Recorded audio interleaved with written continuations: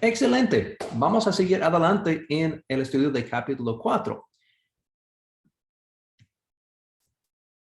Como recuerdas, estamos ya en la parte de sanación, sermón y Sanedrín, y estamos ahora entrando en la reacción del Sanedrín después del mensaje que predicó Pedro en el capítulo 3. Y vamos a ver su respuesta en ese momento y después concluiremos este estudio con la oración de los creyentes al fin de capítulo 4. Vamos a esperar en tocar versículo 32 al fin, porque eso realmente pertenece a capítulo 5. Bueno, vamos a mirar primeramente el texto. Capítulo 4, versículo 1 y adelante. Estoy leyendo de NBI. Hablando ellos al pueblo, hablando de los apóstoles, vinieron sobre ellos los sacerdotes, con el jefe de la guardia del templo, y los sacerdotes y los saduceos, resentidos de que enseñase al pueblo, anunciase el Jesús la resurrección de entre los muertos. Y les echaron mano y los pusieron en la cárcel hasta el día siguiente, porque era ya tarde. Pero muchos de los que habían oído la palabra creyeron, y el número de los varones era como 5,000. Bueno, con eso en mente, vamos a mirar los primeros versículos. Primeramente, notamos que entran los saduceos y los líderes del pueblo. Hemos tratado en el video anterior la idea de la separación entre el pueblo y el grupo de liderazgo. Pero en particular se mencionan los saduceos. Y los saduceos fueron los que tenían la autoridad principal en el Sanedrín. Ellos tenían los puestos más altos del sacerdocio. El sumo sacerdote, por ejemplo, era un saduceo. Pero en particular también parte de las creencias de ellos tenían que ver que ellos no creyeron en la resurrección ni en ángeles, como puede ver en capítulo 23 del libro de Hechos. Y entonces no es sorprendente que los saduceos son pues molestos por el hecho de que los apóstoles están proclamando la resurrección, porque está totalmente en contra de sus creencias. Además, eso está atacando su autoridad en la ciudad de Jerusalén. Entonces, yo creo que es importante establecer aquí que hay ese conflicto fuerte entre el movimiento y la autoridad que existía en ese tiempo en Jerusalén. Y parece que los líderes del pueblo tenían cierta forma de miedo o preocupación que perderían su fuerza, su poder, su autoridad en la ciudad. Entonces dice el texto que ellos sacaron a los apóstoles y los prendieron y los metieron en la cárcel hasta el día siguiente porque ya era tarde. No sabemos cuál cárcel es, pero eso es una imagen de la mazmorra en la casa de Caifás, el sumo sacerdote, debajo de su casa tradicional. Es posible donde Jesús también fue encarcelado la noche en que él fue entregado. Es posible que los mismos apóstoles estaban en el mismo lugar de Jesús. También es posible que había otro también lugar donde ellos fueron encarcelados por una noche. Bueno, siguiendo con el pasaje, menciona que el número de los creyentes llegaron a 5,000 varones. Quiero tomar un momento para mostrar algo muy interesante en el libro de Hechos, el crecimiento numérico. Nota aquí en esta lámina que empezando en la mano izquierda con los 12 apóstoles, pues técnicamente los 11 realmente. Después vemos los 120, 3,000 en el día de Pentecostés. Ahora también al fin de 2 empieza añadiendo Dios cada día los que han sido salvos. 4:4, donde estamos ahora. Después de este segundo sermón, llegamos a tener más de 5,000 varones. Y es muy específico que es varones en este pasaje. Y no están contando las mujeres. Entonces, tal vez 10, 11, 12,000. Y si seguimos mirando en el resto del libro de Hechos, cada rato Lucas va a mencionar, había un crecimiento en número. Entonces yo creo que Dios sí está interesado en crecimiento en el número de los discípulos y está expandiéndose el evangelio, no solamente en Jerusalén, sino más adelante, como el resto del libro, por medio de los viajes de Pablo, que está expandiéndose y creciendo en número. Y yo creo que es un punto importante en nuestras vidas también. Él quiere que nuestras iglesias estén creciendo, creo. Que eso es parte del propósito de estar viviendo aquí en este mundo, para que el reino de Dios esté creciendo. Y eso es visible más y más en el número de creyentes que está parte de su iglesia. Bueno, entonces eso es para darnos una idea de que para Lucas es obvio que él está tratando de mostrar que está creciendo dentro de Jerusalén y hasta los confines de la tierra. Bueno, regresando a este pasaje en versículo 4:4, dice que el número de varones, otra vez, eso habla de varones solamente. El término aner o andrón aquí se refiere a varones en vez de mujeres. Pero eso es significativo porque de acuerdo con Josefo, había solamente 6,000 fariseos en toda Palestina. Imagínate ese grupo tan nuevo en el movimiento de creyentes en Cristo, ya está acercándose a la misma cantidad de creyentes que tenían los fariseos. De acuerdo con diferentes personas, en cuanto a la población de Jerusalén, varía entre 25,000 hasta 85,000. Es muy difícil de determinar, pero imagínate que un grupo de 10,000 o más personas viviendo en Jerusalén, eso llamaría a la atención del liderazgo del pueblo, porque es un grupo significativo.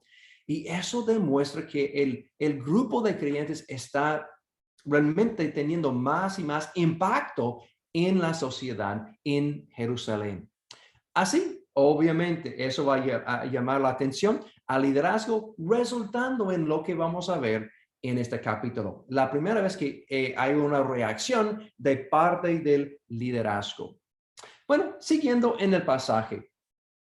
Dice en versículo 5 que los gobernantes, ancianos y maestros de la ley se reunieron. Y eso, cuando habla de ese grupo, está hablando del Sanedrín. Entonces va a usar el término Sanedrín más adelante en el pasaje, pero ellos en esa época probablemente se reunieron en la sala aquí llamado la sala de piedras talladas. En hebreo es Lishkat HaGasit. Y estuvo aquí en esta parte del templo, eso fue reservado. Hay cierta cuestión que tal vez ya habían trasladado a otro lugar. Sabemos de otros textos que en los 30s, lo cual corresponde más o menos ese tiempo, el Sanedrín se había movido de ese lugar a lo que se llama el Hanut. El Hanut está en otra parte de la ciudad y no sabemos si habían trasladado o todavía están ubicados en el Salón de Piedras Talladas. No sabemos, pero es posible que están aquí o tal vez en el Hanut. Ahí también está cercana. Así, unas palabras sobre este grupo de Sanedrín. Seguramente podrías buscar en un diccionario bíblico para estudiar más del Sanedrín, pero unas pocas palabras sobre ese grupo. En hebreo es la palabra Bet Din, lo cual significa corte, y se ve algo comparable cuando Jesús en el Sermón del Monte menciona que uno podría estar frente del corte por haber hablado mal contra otra persona. En Mateo 5:21, el término griego es de donde deriva nuestro término, Sanedrín, es Sunedrion, y eso significa, fue usado de una forma muy genérica por un concilio municipal. De hecho, tenemos evidencias de un Sanedrín en la ciudad de Atenas. Entonces, así no fue selecto a los judíos, no fue simplemente limitado a los judíos, sino fue simplemente un concilio municipal de una ciudad, por ejemplo.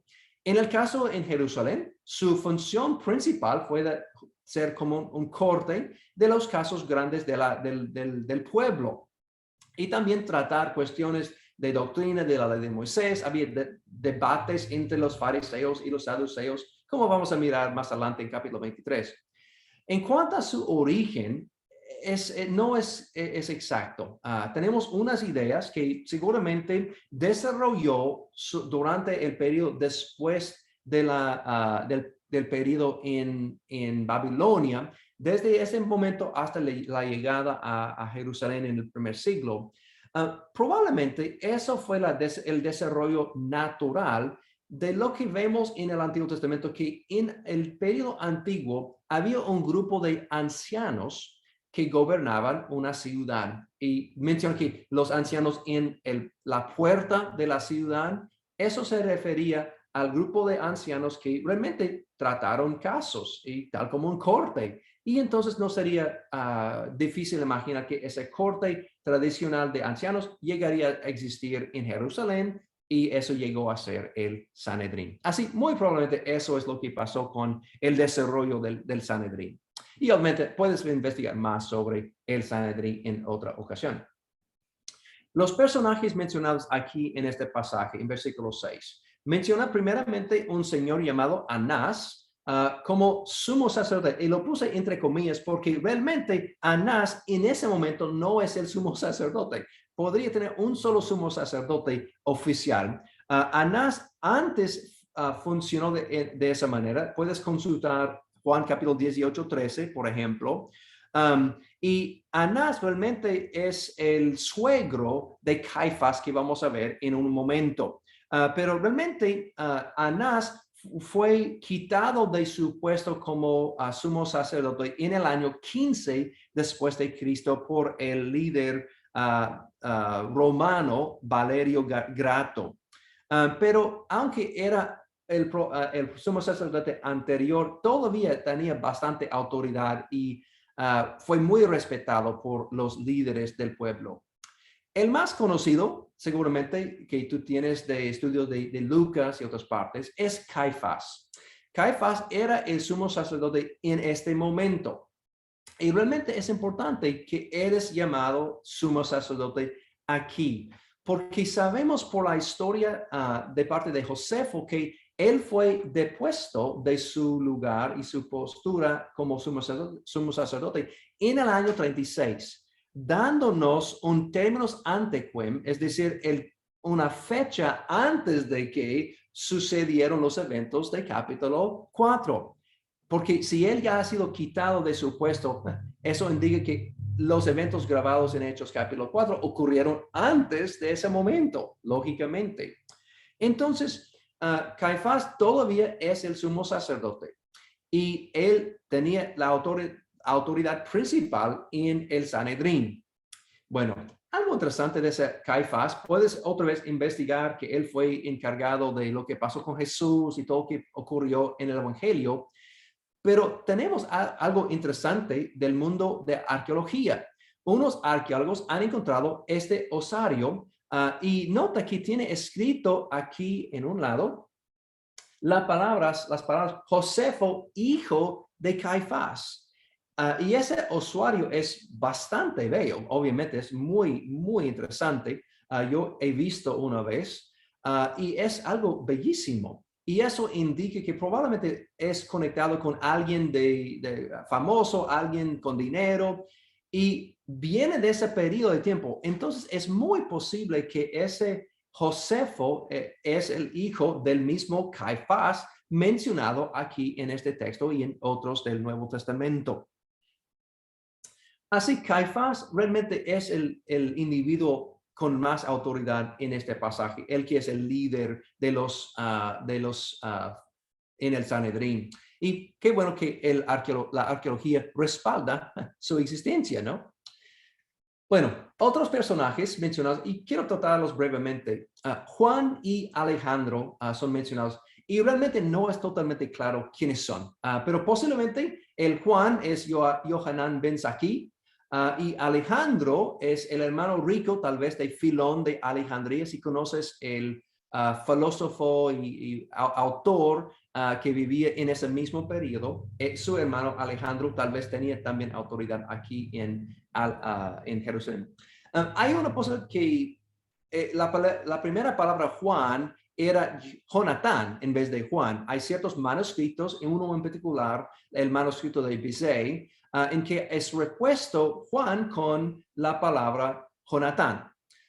Y eso es, Jonatán es el hijo de Anás, y él llegaría a ser el sumo sacerdote de acuerdo con Josefo en el año 36 cuando es quitado Caifás. Entonces, es por esa razón muchos piensan que tal vez hay un problema textual aquí con el texto griego que tal vez debe leer Jonatán. Bueno, puedes investigar, pero realmente no es totalmente claro a quién se refiere. Muy bien. Entonces, ahora en versículos 7 y adelante es la interacción entre el Sanedrín y los dos apóstoles.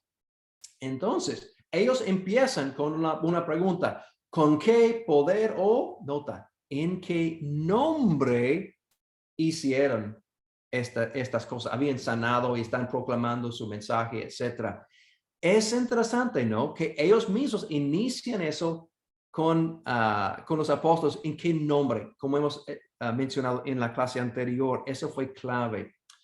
Pero otra cosa es interesante, es comparar lo que el autor Lucas había escrito en capítulo 20 de su evangelio. Y quiero que miremos a ese pasaje rápidamente, porque eso es muy, muy interesante. Lucas capítulo 20 es la historia en que la autoridad de Jesús es cuestionado por parte de ¿quién? El mismo grupo de autoridades, unos pocos años antes. Seguramente menos de 3 años antes, ellos habían preguntado la misma cosa a Jesús. Mire conmigo, dice que sucedió un día que enseñando Jesús al pueblo, ¿dónde? En el templo. Mire que había esa conexión también. Y enunciando el evangelio, llegaron los principales sacerdotes y los escribas con los ancianos y le hablaron diciendo, dinos, ¿con qué autoridad haces estas cosas? ¿O quién es el que te ha dado esta autoridad? Es la misma pregunta que están preguntando a los apóstoles. Y creo que Lucas está tratando de hacer un paralelo entre los dos pasajes. La razón por qué digo eso, porque nota que Jesús va a responder que algo de Juan, más adelante, él va a hablar usando una parábola, la parábola de los malvados, los labradores malvados. Y obviamente él está tratando a los líderes. Y si conoces, puedes leer esa historia rápidamente, en que realmente demuestra que el liderazgo del pueblo judío está en contra de Dios, esencialmente, es la historia. Y nota lo que dice y cómo él termina. Jesús, en versículo dice, pero él mirando a los dijo, ¿qué pues es lo que está escrito? La piedra que desecharon los edificadores ha venido a ser cabeza de ángulo. Todo el que cayera sobre aquella piedra será quebrantado, mas sobre quien ella cayera le desmenuzará. Bueno, interesante. Quiero regresar a la PowerPoint aquí. Yo creo es significativo que ambos en el pasaje en Lucas y vamos a ver aquí en Hechos, utiliza este mismo versículo. Van a citar de Salmo 118, versículo 22, sobre la piedra angular. Y la única vez que aparece ese texto en el Nuevo Testamento está en Lucas capítulo 20 y también en nuestro pasaje aquí en Hechos. Y una vez más aparecerá en 1 de Pedro capítulo 2. Creo que es algo interesante que la única vez que una cita de una piedra aparece en el Nuevo Testamento, ¿quién está hablando? Pedro, cuyo nombre significa piedra. No sé si tal vez eso fue un versículo favorito del apóstol. No sé, tal vez. Pero es interesante que ese salmo fue citado y sabemos de esa época probablemente que Salmo 118 fue un texto profético hablando del Mesías. Así fue algo que ambos Jesús, tal como los apóstoles aquí y Pedro más adelante, podría usar para establecer la conexión con Jesús, con el Mesías. Y otra vez, el punto es que Dios había tratado a llamar la atención a los líderes y él había enviado profetas si recuerdas esa historia de los labradores malvados. Él había una vez tras otro profetas y ellos habían rechazado. Finalmente él envió a su hijo y él también fue rechazado. Y ahora está diciendo, nada ha cambiado. 3 años después o unos pocos años después, en la historia en Hechos capítulo 4, los líderes todavía están rechazando al pueblo, rechazando al Mesías, al Hijo, y por eso Dios está rechazándoles a ellos, porque ellos habían rechazado esa piedra angular, la piedra central. Bueno, si quiere investigar más sobre ese estudio, un hermano en Cristo, Daniel Rodríguez, había escrito un artículo fascinante en relación con el mundo latino en su obra, en su artículo en Misiología, ahí que puedes consultarlo para más información. Bueno, regresando a nuestro pasaje en capítulo 4 de Hechos. Veremos lo siguiente. Entonces, él va a mencionar y claramente va a decir que Jesús es esta piedra angular profetizado por el salmista y que ellos están proclamando el mensaje en el nombre de Jesús y por medio de Jesús que ha sido sanado, etcétera, como tratamos en el estudio anterior. Y él llegaría a versículo 12, en que él va a enfatizar algo muy importante y que no hay otro nombre bajo el cielo por medio del cual podamos ser salvos. Un par de cosas sobre este versículo. Número uno es que Pedro está haciendo un juego de palabras, o Lucas está haciendo un juego de palabras, porque la palabra salvo es la misma palabra que se usó en capítulo 4, versículo 9, que se traduce sanar. Entonces, en griego, sozo significa sanar en ciertos contextos y salvar, hablando de salvación de la vida, etcétera, también en el Nuevo Testamento. Y aquí creo que está haciendo un juego de palabras entre que, tal como este varón fue sanado, Jesús también puede salvar a todos. Y cada vez que yo leo este versículo me causa pensar en una de mis canciones favoritas de Solamente en Cristo, solamente en Él. Esa maravillosa canción y es basada en este pasaje, obviamente. Pero el principio, el concepto revelado en ese pasaje es que Jesús es todo. No hay esperanza en ningún otro nombre. Solamente en Cristo hay salvación. Solamente en Él. Y eso es lo que está tratando de comunicar Pedro a los líderes, que ellos deben haber arrepentido y seguido al Mesías. Ellos habían rechazado la piedra en que deben confiar.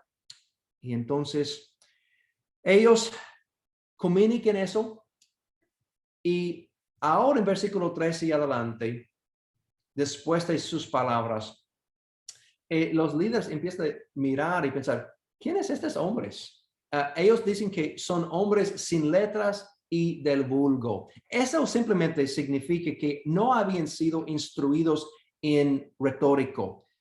Es decir, que no fueron enseñados por los escolares, los estudiantes, pues los maestros y los rabinos, sino fue parte del pueblo, regresando al punto que hemos dicho antes, esa distinción entre el liderazgo, ese grupo selecto y el pueblo en general.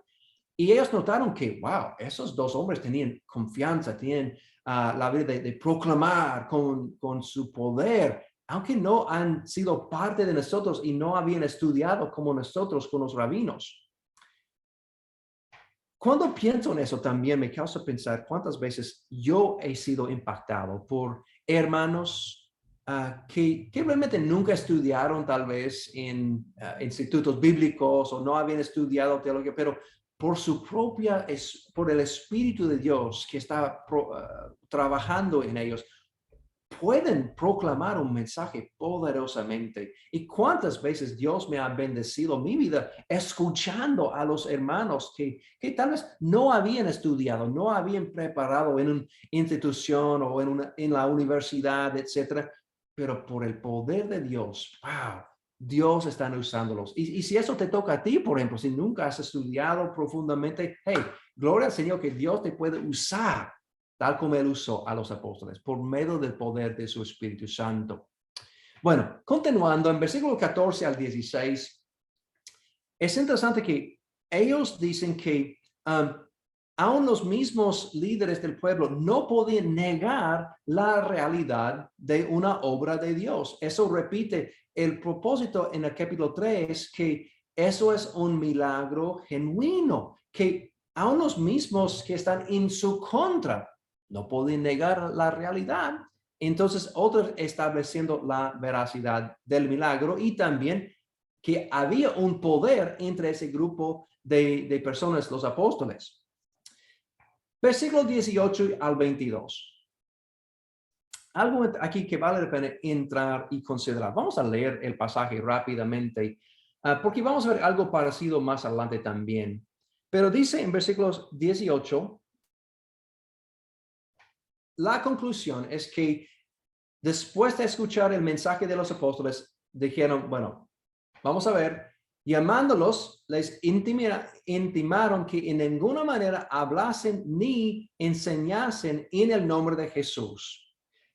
Mas Pedro y Juan respondieron diciéndoles, juzgad si es justo delante de Dios obedecer a vosotros antes que a Dios, porque no podemos dejar de decir lo que hemos visto y oído.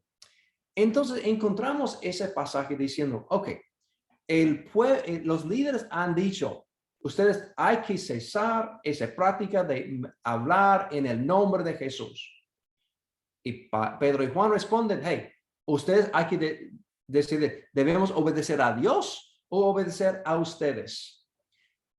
Si recuerdan en el principio, capítulo 1, versículo 8, Jesús, Dios había dado un mandamiento. Van a ser mis testigos, ¿dónde? En Jerusalén. Y ellos te están diciendo, hey, mira, estamos simplemente cumpliendo con lo que Dios nos ha dado. Estamos testificando sobre Jesús, tal como Dios nos ha enviado para hacer. Entonces, ellos están respondiendo, hay que hacer una decisión. En este caso, no fue posible obedecer los dos. Tenían que hacer una decisión. ¿Vamos a obedecer a Dios o vamos a obedecer a los hombres? A veces estamos en tal situación nosotros también. Y la pregunta es, ¿cómo vamos a reaccionar nosotros? ¿Vamos a obedecer a los hombres o vamos a obedecer a Dios? Bueno, espero que podamos tener la fuerza espiritual para seguir el ejemplo de los apóstoles. Otro punto en eso, quiero regresar a la PowerPoint también. En nuestras vidas, frecuentemente, como tengo puesto aquí en este punto, ¿cuándo es posible que podemos obedecer al gobierno y a Dios? Debemos obedecer los dos. Y eso está clarito en Romanos capítulo 13, 1 de Pedro capítulo 2, que la iglesia y este movimiento no debe de ser subversivo al gobierno del país. Quiero estar clarito en ese punto. La iglesia no debe de ser una fuerza subversiva de todas las autoridades de un país. Y eso es lo que está enfatizando Pablo en capítulo 13 de Romanos y Pedro en su libro también. Y creo que aquí también. Entonces, cuando nosotros también tenemos oportunidad de obedecer a las leyes de nuestro país, debemos para ser buenos ciudadanos a cierto nivel. Pero a veces llegamos a la segunda opción, que a veces hay un choque completo entre obedecer a Dios o obedecer al gobierno de este mundo. Y cuando lleguemos a tal situación, hay que hacer una decisión. Cuando no se puede hacer los dos, hay que hacer una decisión, tal como hicieron los apóstoles. Vamos a seguir al Padre Celestial y seguir proclamando, seguir siendo un seguidor de Jesús. Así, bueno, cuando hay posibilidad de hacer los dos, debemos obedecer ambos, la ley de la tierra y obviamente la ley de Dios. Cuando no es posible y hay que seleccionar, que Dios nos dé fuerza para elegir y seguir a Jesús. Muy bien. Con eso realmente concluye la parte que hemos visto con la historia de que empezó en capítulo 3. Ellos fueron llevados y vamos a mirar después de eso, los autoridades se regañan, pero sueltan a los apóstoles. Y los apóstoles regresaron al cuerpo de el resto de los creyentes y ellos se reunieron para hacer una oración. Y en cierta forma, eso todavía está conectado con lo que hemos visto. Por eso quiero incluirlo en este estudio, porque al fin de todos los eventos, el pueblo de Dios se reúne para orar y pedir a Dios por ayuda, también por fuerza para seguir adelante a pasar de la persecución. Y quiero pasar unos minutos mirando a esta oración. Entonces, si vimos en capítulo 4, dice lo siguiente, en versículo 23. Y puestos en libertad, vinieron a los suyos y contaron todo lo que los principales sacerdotes y los ancianos les había dicho. Y ellos, habiéndolo oído, alzaron unánimes la voz a Dios. Yo quiero parar aquí por un momento. Cuando nosotros entramos en un momento de problema, en momentos de enfrentación con problemas y dificultades, esperamos que podemos seguir el modelo de los apóstoles también aquí y alzar a la voz con nuestros hermanos. Y miren lo que ellos proclamaron y lo que ellos oraban, perdón. Dijeron, soberano Señor, tú eres el Dios que hiciste el cielo y la tierra, el mar y todo lo que en ellos hay, que por boca de David, tu siervo, dijiste, ¿por qué se amotinan, las gentes y los pueblos piensan cosas vanas? Se reunieron los reyes de la tierra y los príncipes se juntaron en uno contra el Señor y contra su Cristo, porque verdaderamente se unieron en esta ciudad contra tu santo Hijo Jesús, a quien ungiste Herodes y Poncio Pilato, con los gentiles y al pueblo Israel, para hacer cuanto tu mano y tu consejo habían antes determinado que sucediera. Y ahora, Señor, mira sus amenazas y conceda a tus siervos que con todo denuedo hablen tu palabra. Mientras que extiendas tu mano para que se hagan sanidades y señales y prodigios mediante el nombre de tu santo Hijo Jesús. Qué buena oración, ¿verdad?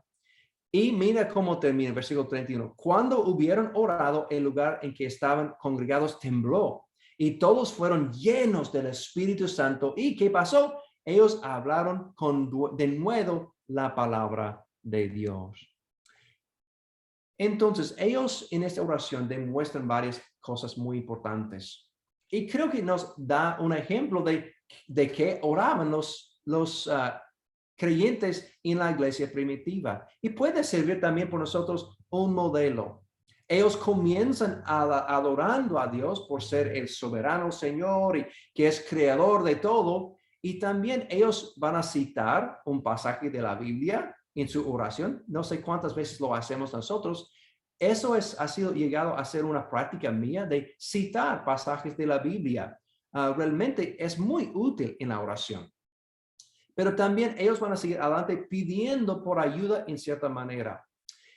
Entonces, quiero darles algo breve aquí, que quiero que entremos en lo que pues yo y mi familia hemos llamado la casa de oración. Y tal vez eso puede servirte como una forma simple para ayudarnos en la oración. Por ejemplo, y vamos a ver que cada letra representa algo, una parte de la oración. Número 1, la confesión. Debemos confesar nuestros pecados al Señor. Y a veces pasamos por alto por eso. Entonces, cuando yo hablo con Dios, cuando estoy orando, debe pasar tiempo confesando mis pecados. Número 2, también adoración. Entonces, debemos hacer algo cada vez que oramos, o si es posible, y adorar a Dios, alabar su grandeza, su poder, su creatividad en hacer lo que Él ha hecho y también su poder y su autoridad, alabando al nombre, tal como los salmistas.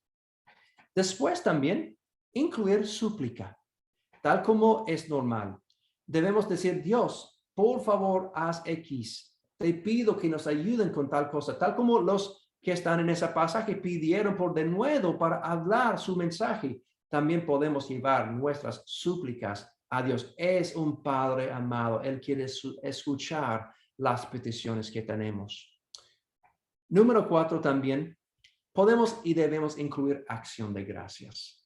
a veces olvidamos a dar gracias a Dios por lo que Él ha hecho en nuestras vidas.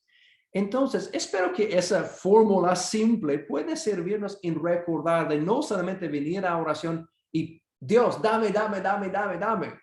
Eso es nuestra tendencia, lamentablemente. Debemos incluir otros elementos muy importantes que se ve en Salmos, se ve también en varias otras oraciones de la Biblia. Entonces, tal vez puede servirte en entrar en la casa de la oración usando los 4 elementos. Como menciono también, en mi propia vida, una herramienta excelente en mis oraciones ha sido el mismo texto bíblico. Y puedes ver en la página del curso un documento llamado Usando la palabra en oración, en que yo doy ejemplos de cómo y cuándo uno podría usar el texto bíblico en nuestras oraciones. Por ejemplo, como en el Padre Nuestro, tal vez puedes simplemente leerla, orarla, esta oración, o también desarrollar cada elemento, tal vez hablar un poquito sobre el Padre y qué significa Padre, y hablar cómo es nuestro Padre, que estás en los cielos, y empezar desarrollando ese concepto. Realmente eso viene de una práctica de Martín Lutero en el siglo XVI, que él hablaba de la idea que, hey, podemos extenderlo y elaborarlo más detalladamente, cada elemento en el Padre Nuestro. También simplemente sacando diferentes pasajes de la Biblia. A mí también me ha servido mucho las oraciones de Pablo que ocurrieron en las epístolas, como en Efesios, y orando como Pablo oraba.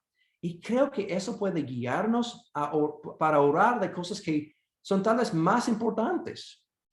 También en mi experiencia me ha ayudado bastante porque a veces no tengo palabras. A veces cuando estoy en un momento de estrés y de problemas, no sé qué palabras usar o me faltan las palabras, y Dios nos ha dado palabras para orar por medio de lo que tenemos en los textos bíblicos. Entonces quiero animarte que aprovecha la bendición de lo que tenemos en el texto bíblico e incorporar el texto bíblico en sus oraciones.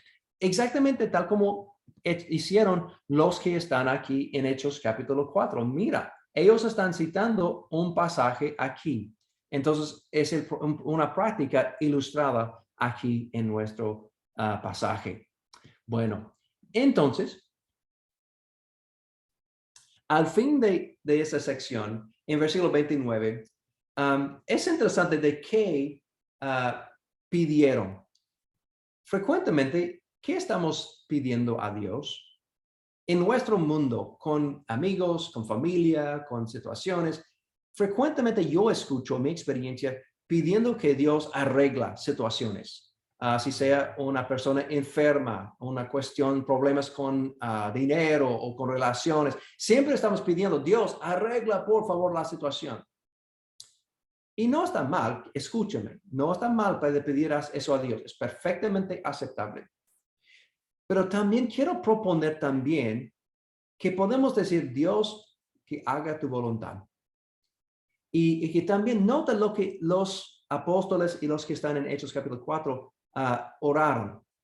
Ellos no pidieron que Él arreglara la situación con los líderes. Ellos no dijeron, quiten los líderes de su puesto o bórralos o algo así, sino mira lo que ellos pidieron. Versículo 29.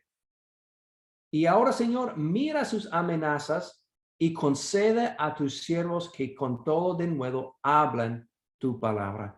Ellos pidieron por fuerza, por la habilidad de hablar con claridad, hablar con poder y con denuedo. Entonces es interesante que ellos no pidieron que Dios arreglara la situación, sino que Él podría darles la fuerza para seguir adelante. Y lo mismo creo que es algo útil en nuestras vidas cuando nosotros encontramos desafíos y obstáculos que parecen imposibles, que podemos pedir a Dios por fuerza para seguir avanzando. Entonces, hermanos, yo creo que la oración estuvo al centro de la vida de la iglesia primitiva y espero que sea también al centro de nuestra vida también. Bueno, hermanos, con eso realmente concluye la sección que hemos iniciado con capítulo 3, que inicia con la sanación de un hombre en el templo, después que llevó a un momento que Pedro y Juan podrían proclamar otro mensaje de salvación, conectándose con todo lo que está en el Antiguo Testamento, conectándose con los profetas y en particular con el siervo esperado en Isaías. Y después resultando en ciertos problemas con las autoridades. Por primera vez están enfrentando las autoridades directamente. Y eso resulta que ellos tenían sus problemas, pero finalmente terminaron en una oración, dando gloria al Señor y pidiendo por denuedo. Y mi oración para ti también es que Dios te dé denuedo para seguir proclamando su mensaje donde tú vives, donde tú estás viviendo y impactando al mundo. Entonces, espero que sigas avanzando con el Evangelio y vamos a concluir nuestro estudio hoy y continuaremos con la parte final de capítulo 4, realmente en conexión con capítulo 5. Dios te bendiga. Nos vemos en la próxima lección.